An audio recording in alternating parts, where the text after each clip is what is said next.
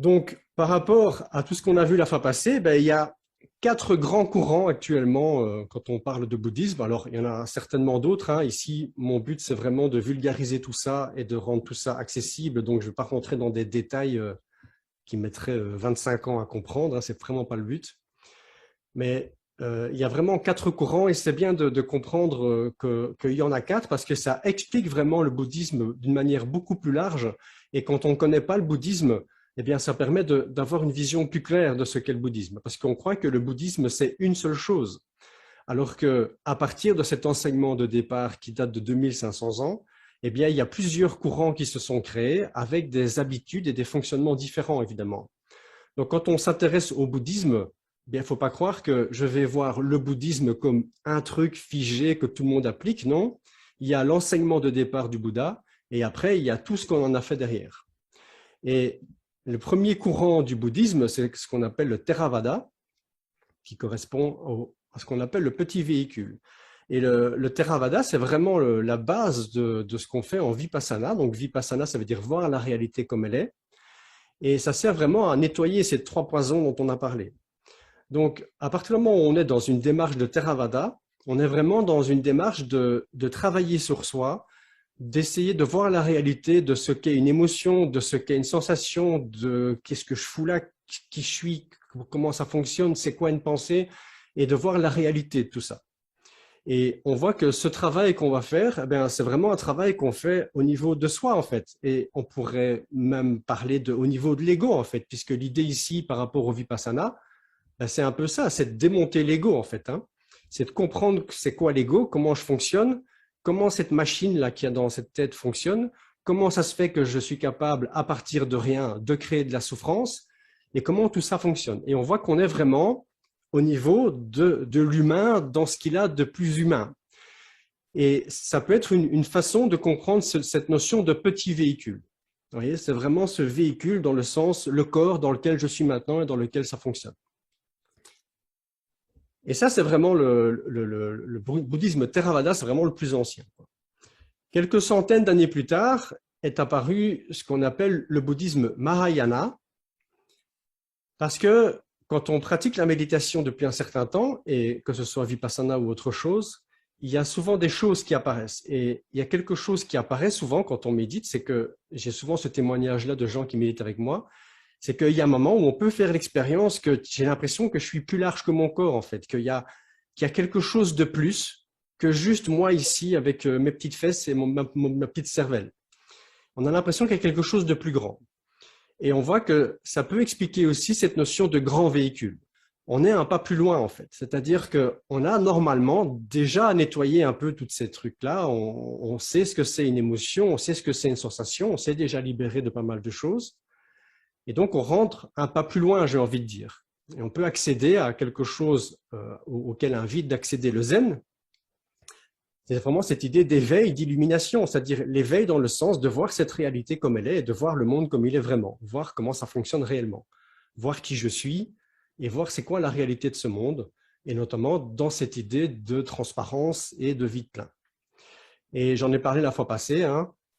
Donc moi j'ai remarqué aussi, moi j'ai commencé par pratiquer le zen en 2003, et j'ai remarqué très vite que si on commence par là, on essaie de toucher à des notions d'éveil qui ne sont pas prêtes à être touchées, en fait. Parce que quand on est trop pris par ces sensations, par ces émotions, quand on est submergé par des émotions, quand on a l'impression de vivre dans un monde où l'extérieur nous agresse, c'est très difficile de parler d'éveil, évidemment. Donc c'est pour ça que cette notion de Theravada, cette notion de Vipassana, pour moi, elle vient avant tout, avant toute chose. Et pour moi, quand on commence à méditer, c'est important de commencer par ça. C'est important de commencer par voir, c'est quoi la réalité d'une émotion. Je vais en parler tout à l'heure, quand je dis je suis triste, ça veut dire quoi ça, vraiment? Ne pas rester bloqué à un niveau mental de oui, je suis triste et puis point barre, quoi. Quelques centaines d'années plus tard aussi, est arrivé, principalement dans le berceau du Tibet, hein, et au Bhoutan et dans ces coins-là, ce qu'on appelle le Vajrayana. C'est ce qui correspond au bouddhisme tantrique. Alors quand on dit tantrique, attention de ne pas faire le lien avec des pratiques tantriques qui ont complètement dérapé en Occident et qui parfois partent sur des trucs sexuels qui ne sont pas du tout ce qu'enseigne le bouddhisme tantrique, hein, ça n'a rien à voir avec ça. C'est pas que ça n'a rien à voir, il y a des branches de ça, mais ici en Occident, on a récupéré ça de nouveau pour en faire des trucs pas géniaux. Et on appelle ça le véhicule du diamant. Et là, on est dans ce que pratiquent les Tibétains. En fait, j'ai expliqué la fois passée les différentes pratiques des Tibétains. Et c'est ce qu'on appelle la voie rapide. C'est-à-dire que quand on pratique depuis suffisamment longtemps, quand on a compris tout ce système, quand on a compris cette illusion, ce vide, quand on a compris la source de la souffrance, quand on a compris ces émotions perturbatrices, quand on a compris tout ça, ben, il est clair qu'on peut mettre en place certaines choses qui vont accélérer le processus en fait et qui vont permettre une transformation plus rapide que ce que j'aurais eu comme résultat en restant assis sur un coussin pendant 30 ans. Et c'est vraiment ça qu'on vise avec les Tibétains et les pratiques tibétaines, avec les pratiques de Vajrayana. C'est vraiment cette idée de, mais en fait, je peux transformer beaucoup plus vite les choses en faisant telle ou telle chose dans ma pratique. Évidemment, ces pratiques de Vajrayana, puisque ce sont des pratiques qui répondent à des rituels de transformation, ben, il est clair qu'on n'enseigne pas ça à n'importe qui, hein, c'est clair. Donc c'est pour ça que si vous voulez rentrer vraiment dans des pratiques tibétaines avancées, eh bien, il faut prendre refuge avec les Tibétains. Il faut normalement commencer par une retraite de 3 ans, 3 mois, 3 jours pour mettre en place un peu tout le système. Et puis après seulement, vous avez accès à des enseignements plus poussés qui vont vous permettre de rentrer dans cette compréhension de ce rituel plus profond. Et il y a quelque chose que peu de gens savent. Pourquoi? Ben parce que, en fait, très souvent en Occident, et ça a été mon cas, quand on s'intéresse au bouddhisme, bien souvent, c'est parce qu'on a un intérêt pour la méditation, donc on commence à se renseigner par rapport à la méditation. Et quand on touche à la méditation d'origine bouddhiste, ben forcément, on est soit dans du Theravada, soit du Mahayana, soit du Vajrayana, d'office. Or, peu de gens savent que ces 3 courants-là, même si on met les 3 ensemble, ce ne sont pas les 3 courants qui sont le plus pratiqués par les bouddhistes.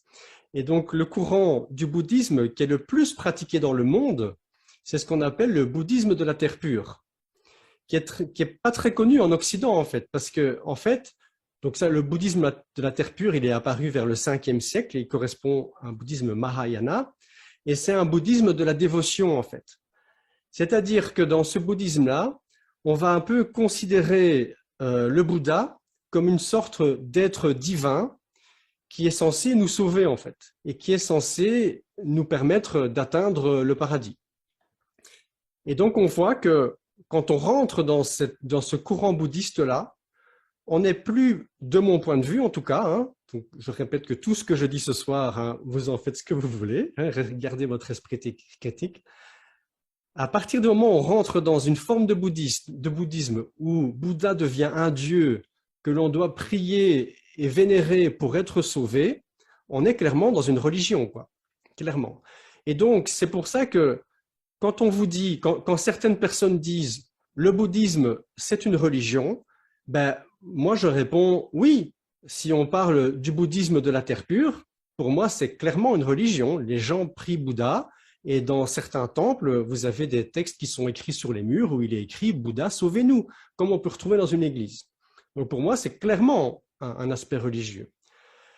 Par contre, si on parle des 3 autres courants bouddhistes, eh bien, à ce moment-là, non, pas du tout. Le bouddhisme n'est pas du tout une religion.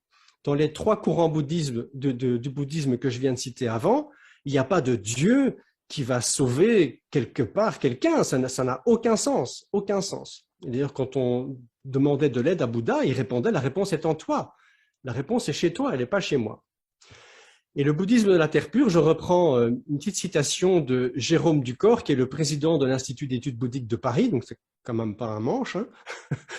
Il dit « Le bouddhisme de la terre pure s'adresse à des gens qui se considèrent comme incapables de réunir les qualités menant à l'éveil et qui repoussent cet éveil à une vie future. » Donc on voit bien que on est bien là dans un bouddhisme qui vise la masse en fait, hein, qui vise les gens qui ne sont pas intéressés ou qui ne sont pas attirés par une pratique profonde de méditation.